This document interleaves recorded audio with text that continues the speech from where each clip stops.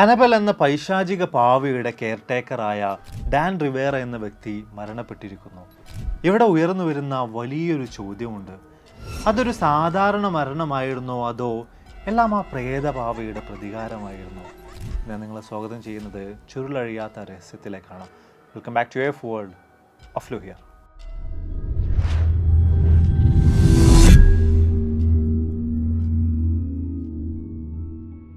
അനബൽ എന്ന പ്രേതപാവയെക്കുറിച്ച് വർഷങ്ങൾക്ക് മുമ്പ്, അഥവാ 5-6 വർഷങ്ങൾക്ക് മുമ്പ് നമ്മളൊരു വീഡിയോ ചെയ്തിട്ടുണ്ടായിരുന്നു. വിശദമായ രീതിയിൽ അനബൽ എന്ന പാവയെക്കുറിച്ചും അതിൻ്റെ വളരെയധികം വിചിത്രമായിട്ടുള്ള സ്വഭാവത്തെക്കുറിച്ചും പിന്നീട് അതിന് എന്ത് സംഭവിച്ചു എന്നൊക്കെ തന്നെയും നമ്മൾ ആ വീഡിയോയിൽ വിശദീകരിച്ചിട്ടുണ്ടായിരുന്നു. ഈ പ്രേതപാവയെക്കുറിച്ച് കൂടുതലായിട്ടൊന്നും നിങ്ങൾക്കറിയില്ല എങ്കിൽ നിങ്ങൾക്ക് വേണ്ടിയിട്ട് വളരെ ചുരുക്കി ഞാൻ അതിൻ്റെ ഒരു കഥ, ബാക്ക് സ്റ്റോറി ഒന്ന് വിശദീകരിക്കാം. വർഷം 1970. നഴ്സിങ്ങിന് പോകാൻ തയ്യാറെടുക്കുന്ന തൻ്റെ മകൾക്ക് വേണ്ടി അമ്മ ഒരു സമ്മാനം നൽകാൻ വേണ്ടി തീരുമാനിക്കുകയാണ്. അതിനുവേണ്ടി അവർ നേരെ പോയത് സെക്കൻഡ് ഹാൻഡ് പാവകളും മറ്റുമൊക്കെ വിൽപ്പന നടത്തുന്ന ടോയ്സ് ഷോപ്പിലേക്കാണ്. അവിടെ വെച്ചുകൊണ്ടാണ് റഗഡി ആൻ എന്ന് പറയുന്ന ക്യാരക്ടറിൻ്റെ വലിയൊരു പാവയെ ആ മാതാവിന് കാണാൻ സാധിക്കുന്നത്. കണ്ട ഉടനെ അവർക്കത് ഇഷ്ടമാവുകയും അത് മേടിക്കുകയും തൻ്റെ മകൾക്ക് അവർ അത് സമ്മാനിക്കുകയും ചെയ്തു. ഏറെ സന്തോഷത്തോടുകൂടെ ആ മകൾ ആ പാവയെ ഏറ്റുവാങ്ങുന്നുണ്ട്. ആ പാവക്ക് അനബൽ എന്നൊരു പേര് കൂടെ സമ്മാനിക്കുന്നുണ്ട്. പതിയെ പതിയെ പാവയും അവളും വലിയ കൂട്ടായി മാറുന്നുണ്ട്. എന്നാൽ പിന്നീട് അങ്ങോട്ട് വളരെയധികം വിചിത്രമായിട്ടുള്ള, വളരെയേറെ അമാനുഷികമായിട്ടുള്ള പലതരത്തിലുള്ള കാര്യങ്ങളും അനബൽ എന്ന ആ പാവയിൽ നിന്ന് ഉണ്ടാകാൻ ആരംഭിക്കുകയാണ്. പലപ്പോഴും ക്ലാസ്സിന് പോകുന്ന അവസരത്തിൽ പാവയെ വെച്ചിടത്തല്ല തിരിച്ചു വന്നവൾ നോക്കുമ്പോൾ പാവ ഉണ്ടാകാറുള്ളത്. പാവ പലപ്പോഴും സ്ഥലം മാറിയിരിക്കുന്നതായിട്ട് അവൾക്ക് കാണാൻ സാധിക്കാറുണ്ടായിരുന്നു. ഇതേ ഒരു അനുഭവം അവളുടെ റൂംമേറ്റിനും പലപ്പോഴായിട്ട് അനുഭവപ്പെടാൻ ആരംഭിക്കുകയാണ്. മാത്രമല്ല, ഒരു ദിവസം അവരുടെ റൂമിലേക്ക് എത്തിയിട്ടുണ്ടായിരുന്ന ആൺ സുഹൃത്തിന് പിറ്റേ ദിവസം രാവിലെ എണീറ്റ് നോക്കുമ്പോൾ ശരീരത്തിൽ വ്യത്യസ്ത മുറിപ്പാടുകൾ കാണാൻ സാധിക്കുകയാണ്. എല്ലാം ഒരുപോലെ തന്നെ വിരൽ ചൂണ്ടിയിട്ടുണ്ടായിരുന്നത് അനബൽ എന്ന പ്രേതപാവയിലേക്ക് തന്നെയാണ്. അങ്ങനെയാണ് ഈ പാവയിൽ അമാനുഷികമായിട്ടുള്ള, വിചിത്രമായിട്ടുള്ള എന്തോ കാര്യങ്ങൾ അരങ്ങേറുന്നുണ്ട് എന്നൊരു കാര്യത്തെക്കുറിച്ച് ആ നഴ്സിംഗ് വിദ്യാർത്ഥികൾക്ക് മനസ്സിലാക്കാൻ സാധിക്കുന്നത്. അതോടുകൂടിയിട്ടാണ് ആ കാലഘട്ടത്തിൽ US-ൽ വളരെയേറെ പ്രശസ്തരായിരുന്ന പാരാനോർമൽ ഇൻവെസ്റ്റിഗേറ്റേഴ്സ് ആയിരുന്ന എഡിനെയും ലൊറൈൻ വാറനെയും അവർ തങ്ങളുടെ വീട്ടിലേക്ക്, തങ്ങളുടെ റൂമിലേക്ക് ക്ഷണിക്കുന്നത്. കാര്യങ്ങൾ വളരെയധികം ഗുരുതരമായിട്ട് പോകുമെന്നൊരവസ്ഥയിൽ, തങ്ങളുടെ ജീവന് പോലും ഒരു പക്ഷേ ഈ പാവ ഒരു ഭീഷണിയായിട്ട് മാറും എന്ന് തോന്നിയ ഒരു അവസരത്തിലൊക്കെ തന്നെയാണ് അവർ ഇത്തരം ഒരു തീരുമാനത്തിലേക്ക് എത്തിയിട്ടുണ്ടായിരുന്നത്. അങ്ങനെ എഡും ലൊറൈൻ വാറനും അങ്ങോട്ടേക്ക് എത്തിച്ചേരുന്നുണ്ട്. വിശദമായ രീതിയിൽ തന്നെ ആ പാവയെ അവർ പരിശോധിക്കുന്നുണ്ട്. അതിനുശേഷം അവർക്ക് പറയാനുണ്ടായിരുന്നത് ഒരു ചെറിയ കുട്ടിയുടെ ആത്മാവിൻ്റെ നിയന്ത്രണത്തിലാണ് ഈ ഒരു പാവ എന്ന കാര്യമായിരുന്നു.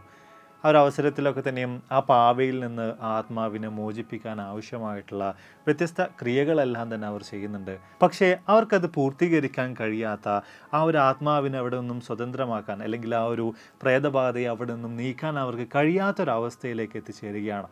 ആ ഒരു അവസരത്തിലാണ് ഈ ചെറിയ കുട്ടിയുടെ ആത്മാവിനും അപ്പുറത്തേക്ക് വളരെയധികം മോശമായിട്ടുള്ള എന്തൊക്കെയോ കാര്യങ്ങൾ ഈ ഒരു പാവയിൽ അരങ്ങേറുന്നുണ്ട്, വളരെയേറെ നെഗറ്റീവ് എനർജി അതിലുണ്ട് എന്ന രീതിയിലുള്ള ചില കാര്യങ്ങളിലേക്കൊക്കെ തന്നെയും എഡും ലൊറൈൻ വാറനും ഒരുപോലെ തന്നെ എത്തിച്ചേരുന്നത്. ഇതിനെല്ലാം അടിസ്ഥാനത്തിലാണ് ആ പാവയെ തങ്ങൾ കൊണ്ടുപോകാം എന്നൊരു തീരുമാനത്തിലേക്ക് അവർ ഇരുവരും എത്തിച്ചേരുന്നത്. എഡിനെയും ലൊറൈൻ വാറനെയും കുറിച്ച് ഒരുപക്ഷെ തീർച്ചയായിട്ടും നിങ്ങളും കേട്ട് കാണും. കഴിഞ്ഞ കാലഘട്ടങ്ങളിലെ ഏറ്റവും പ്രശസ്തരായിട്ടുള്ള, അമേരിക്കയിലെ ഏറ്റവും പ്രശസ്തരായിട്ടുള്ള പാരാനോർമൽ ഇൻവെസ്റ്റിഗേറ്റേഴ്സ് ആയിരുന്നു അവർ ഇരുവരും. അവരുടെ വ്യത്യസ്ത അനുഭവങ്ങളെ, പാരാനോർമൽ അനുഭവങ്ങളെ കേന്ദ്രീകരിച്ചുകൊണ്ട് വ്യത്യസ്ത ഹൊറർ ഫിലിമുകളൊക്കെ തന്നെയും ഇറങ്ങിയിട്ടുമുണ്ട്. ഇപ്പോൾ കോഞ്ചറിങ് പോലുള്ള സീരീസൊക്കെ എടുക്കുകയാണെങ്കിൽ അവരുടെ അനുഭവങ്ങളിൽ നിന്നുള്ള ഒരുപാട് കാര്യങ്ങൾ അതിൽ അതുപോലെ തന്നെ കാണിച്ചിട്ടുണ്ട് എന്ന കാര്യം നമുക്ക് മനസ്സിലാക്കാൻ സാധിക്കുന്നുണ്ട്. മുമ്പ് പല വീഡിയോകൾ നമ്മൾ ഇതുമായി ബന്ധപ്പെട്ടുകൊണ്ട് ചെയ്യുകയും ചെയ്തിട്ടുണ്ട്. എന്തൊക്കെ തന്നെയായാലും അനബൽ എന്ന ഈ ഒരു പ്രേതപാവയെ എഡും ലൊറൈൻ വാറനും തങ്ങളുടെ വീട്ടിലേക്ക് കൊണ്ടുപോവുകയാണ്. പിൽക്കാലത്ത് ഇത്തരത്തിൽ വ്യത്യസ്തമായിട്ടുള്ള പാരാനോർമൽ ഒബ്ജക്റ്റുകളൊക്കെ തന്നെയും ചേർത്ത് വെച്ചുകൊണ്ട് എഡും ലൊറൈൻ വാറനും ഒരു മ്യൂസിയം തന്നെ നിർമ്മിക്കുന്നുണ്ട്. ഈ ഒരു മ്യൂസിയത്തിൽ പിന്നീട് അങ്ങോട്ട് ഏറ്റവും സുപ്രധാനമായിട്ടുള്ള ആകർഷണങ്ങളിൽ ഒന്നായിട്ട് അനബൽ എന്ന് പറയുന്ന ഈ ഒരു പാവ, ഈ ഒരു പ്രേതപാവ മാറി വരികയാണ്. ഒരു പ്രത്യേക തരത്തിലുള്ള കൂട്ടിലായിട്ട് ഒരു ഗ്ലാസ് എല്ലാം ഇട്ട നിലയിലാണ് അനബൽ എന്ന പാവയെ അവരവിടെ സ്ഥാപിച്ചിട്ടുണ്ടായിരുന്നത്. ഇക്കഴിഞ്ഞ 10-20-30 വർഷത്തോളമായിട്ട്, പതിറ്റാണ്ടുകളായിട്ട് ആ പാവ മ്യൂസിയത്തിൽ തന്നെ ഇരിക്കുകയായിരുന്നു. അവിടെ അനബൽ എന്ന പാവയോട് ചേർത്ത് വെച്ചുകൊണ്ട് എഡം ലൊറൈൻ വാറനും എഴുതി വെച്ച ചില വാചകങ്ങളുണ്ട്. ഒരു കാരണവശാലും ഈ ബോക്സ് തുറക്കരുത്, അനബൽ എന്ന പാവയെ പുറത്തെടുക്കരുത് എന്ന് തുടങ്ങിയിട്ടുള്ള കാര്യങ്ങൾ. മാത്രമല്ല, പിൽക്കാലത്തും ആ മ്യൂസിയത്തിലേക്ക് പ്രവേശിച്ചിട്ടുണ്ടായിരുന്ന ഈ ഒരു പാവയെ മോക്ക് ചെയ്തിട്ടുള്ള, പലപ്പോഴും കളിയാക്കിയിട്ടുള്ള, അതിൻ്റെ ഗ്ലാസ്സിലെല്ലാം ചെന്ന് തട്ടിയിട്ടുണ്ടായിരുന്ന, അടിച്ചിട്ടുണ്ടായിരുന്ന പല ആളുകൾക്കും വളരെയേറെ വിചിത്രമായിട്ടുള്ള പല അനുഭവങ്ങളും ഉണ്ടായിട്ടുണ്ട് എന്ന രീതിയിലും പലപ്പോഴും സാമൂഹ്യ മാധ്യമങ്ങളിലൊക്കെ തന്നെ നമ്മൾ പരിശോധിച്ച് നോക്കുമ്പോൾ കാണാൻ സാധിക്കുന്നുണ്ട്. ഇനി ഈ അനബൽ എന്ന പാവയുടെ കെയർ ടേക്കർ ആയിട്ടുണ്ടായിരുന്ന ഡാൻ റിവേറ എന്ന വ്യക്തിയിലേക്ക് വരാം. എഡും ലൊറൈൻ വാറനും NESPR എന്ന് പറഞ്ഞിട്ടൊരു സംഘടന അല്ലെങ്കിൽ ഒരു സൊസൈറ്റി രൂപീകരിച്ചിട്ടുണ്ടായിരുന്നു. New England society for psychic research എന്നാണ് അതിൻ്റെ പൂർണ്ണ രൂപം എന്ന് പറയുന്നത്.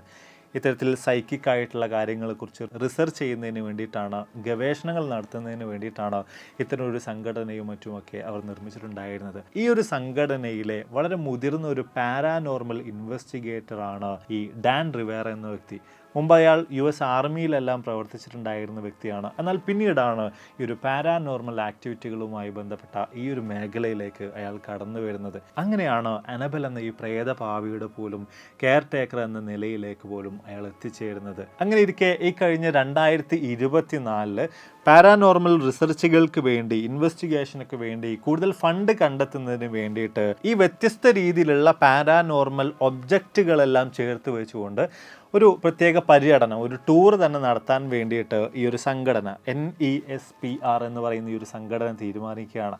അവർ അതിനൊരു പ്രത്യേക പേര് കൂടെ നൽകിയിട്ടുണ്ടായിരുന്നു. ഡെവിൾസ് ഓൺ ദ റൺ എന്നാണ് ഈ ഒരു ടൂറിന് അവർ നൽകിയിട്ടുണ്ടായിരുന്ന പേര്. അതിനടിസ്ഥാനത്തിൽ ഈ കഴിഞ്ഞ നാളുകളിലെല്ലാമായിട്ട് ഈ വ്യത്യസ്ത രീതിയിലുള്ള പ്രേതബാധയുണ്ടെന്ന് വിശ്വസിക്കുന്ന ആ മ്യൂസിയത്തിൽ ഉണ്ടായിരുന്ന വ്യത്യസ്ത ഒബ്ജക്റ്റുകൾ, വ്യത്യസ്ത വസ്തുക്കളെല്ലാം ചേർത്ത് വെച്ചുകൊണ്ട് ഇത്തരത്തിലൊരു വലിയ ടൂർ തന്നെ ഈ ഒരു സംഘടനയുടെ നേതൃത്വത്തിൽ അരങ്ങേറുന്നുണ്ട്. നമുക്കറിയുന്നത് പോലെ തന്നെ കോഞ്ചറിങ് പോലുള്ള മൂവികളെല്ലാം വന്നതോടുകൂടിയിട്ട്, അനബൽ എന്ന് പറയുന്ന മൂവിയൊക്കെ വന്നതോടുകൂടിയിട്ട് തന്നെ ഈ ഒബ്ജക്റ്റുകളെല്ലാം ജനങ്ങൾക്കിടയിൽ സുപരിചിതമാണ്, വളരെയധികം ഫേമസ് ആണ്. അപ്പം അതിനാലൊക്കെ തന്നെയും ഇവയുടെ ബാക്ക് സ്റ്റോറി അറിയുന്നവരൊക്കെ ഇത് കൂടുതൽ കാണാനും അടുത്തറിയാനും വേണ്ടിയിട്ട് ഇവരുടെ ഒരു ടൂറിലേക്ക്, ഇവരുടെ ഒരു പരിപാടിയിലേക്ക് വരുന്ന രീതിയിലേക്ക് കാര്യങ്ങളൊക്കെ തന്നെയും നടന്നിട്ടുണ്ടായിരുന്നു. അങ്ങനെ ഇരിക്കെയാണ് ഏതാനും മാസങ്ങൾക്ക് മുമ്പ് അനബൽ എന്ന് പറയുന്ന ഈ പ്രേതപാവയെ കാണാനില്ല എന്നൊരു ന്യൂസ് വലിയ തോതിൽ തന്നെ സാമൂഹ്യ മാധ്യമങ്ങളിലും മറ്റുമൊക്കെ പ്രചരിക്കാൻ ആരംഭിച്ചിട്ടുണ്ടായിരുന്നത്. മാത്രമല്ല, ഇതോട് ചേർത്ത് വെച്ചുകൊണ്ട് മറ്റു ചില കാര്യങ്ങൾ കൂടെ പലരും എടുത്തു പറഞ്ഞിട്ടുണ്ടായിരുന്നു. പാവയെ കാണാനില്ല എന്ന് മാത്രമല്ല, പാവയെ വെച്ചിരുന്നതിന് സമീപ പ്രദേശങ്ങളിലൊക്കെ തന്നെയും വലിയ തീപിടുത്തം കൂടെ സംഭവിച്ചിട്ടുണ്ട് എന്ന് തുടങ്ങിയിട്ടുള്ള വാർത്തകൾ കൂടെ ഇതിനോട് ചേർത്ത് വലിയ തോതിൽ തന്നെ പ്രചരിപ്പിക്കപ്പെട്ടിട്ടുണ്ടായിരുന്നു. പക്ഷേ ഇതിനൊക്കെ വിശദീകരണമായിട്ട് ഇതിൻ്റെ സംഘടനയുടെ ഭാഗത്തു നിന്നുള്ള ആളുകൾ രംഗത്തേക്ക് വരുന്നുണ്ട്. ഇത്തരത്തിൽ പാവയെ കാണാതായിട്ടൊന്നുമില്ല, സുരക്ഷിതമായിട്ടുള്ള രീതിയിൽ തങ്ങളുടെ പക്കൽ തന്നെ ഉണ്ട് എന്ന രീതിയിലൊക്കെ അന്ന് അവർ വിശദീകരണം നൽകിയിട്ടുണ്ടായിരുന്നു. മാത്രമല്ല, ഈ ഒരു അനബൽ എന്ന് പറയുന്ന പാവയെക്കുറിച്ച് ഡാൻ റിവേറ പലപ്പോഴും അയാളുടെ ടിക്ടോക്ക് പ്രൊഫൈലുകളിലൂടെയും മറ്റുമൊക്കെ വീഡിയോകൾ ഷെയർ ചെയ്തിട്ടുണ്ടായിരുന്നു. അപ്പോഴൊക്കെയും അയാൾ എടുത്ത് പറഞ്ഞിട്ടുള്ള ഒരു കാര്യം ഉണ്ടായിരുന്നു. ഇത് വെറും ഒരു കളിപ്പാട്ടമല്ല എന്ന് പലകുറി അയാൾ ഊന്നി പറയുകയും അതോടൊപ്പം തന്നെ അനബൽ എന്ന ഈ പാവയെ പരിഹസിക്കുന്നതിൽ മുന്നറിയിപ്പ് അയാൾ പലപ്പോഴും നൽകുകയും ചെയ്തിട്ടുണ്ടായിരുന്നു. ഈ ഒരു ടൂറിൻ്റെ ഭാഗമായിട്ട് പിന്നെയും വ്യത്യസ്ത കാര്യങ്ങൾ അരങ്ങേറുന്നുണ്ട്. അങ്ങനെ ജൂലൈ 13 അമേരിക്കയിൽ തന്നെ ഏറ്റവും അധികം അമാനുഷിക പ്രവർത്തികളുടെ പേര് കേട്ട പെൻസിൽവാനിയയിലേക്ക് ഡെവിൾ ഓൺ റൺ എന്ന് പറയുന്ന ഇവരുടെ ഒരു ടൂർ എത്തിച്ചേരുകയാണ്. അന്നേ ദിവസം വലിയ തോതിൽ തന്നെ ഇതിൻ്റെ ഒരു പ്രദർശനവും മറ്റുമൊക്കെ അവിടെ അരങ്ങേറുന്നുണ്ട്. അനബൽ എന്ന് പറയുന്ന ഈ ഒരു പ്രേതഭാവയും അവിടെയുണ്ട്. അതോടൊപ്പം തന്നെ ഡാൻ റിവേറ എന്ന അതിൻ്റെ കെയർ ടേക്കർ ആയിട്ടുള്ള വ്യക്തിയും അവിടെ ഉണ്ടായിരുന്നു. വലിയ രീതിയിൽ അസ്വസ്ഥതകളോ മറ്റോ ഒന്നും അയാളിൽ അപ്പോഴൊന്നും കാണാൻ സാധിച്ചിട്ടുണ്ടായിരുന്നില്ല. അന്നേ ദിവസത്തെ പരിപാടികൾക്കെല്ലാം ശേഷം അയാൾ തൻ്റെ ഹോട്ടലിലേക്ക് തിരിച്ചു പോവുകയും ചെക്ക് ഇൻ ചെയ്യുകയൊക്കെ ചെയ്യുന്നുണ്ട്. എന്നാൽ പിന്നീട് രാത്രി വൈകി അയാൾ അബോധാവസ്ഥയിൽ ഹോട്ടലിലെ ജീവനക്കാർ കണ്ടെത്തുകയാണ്.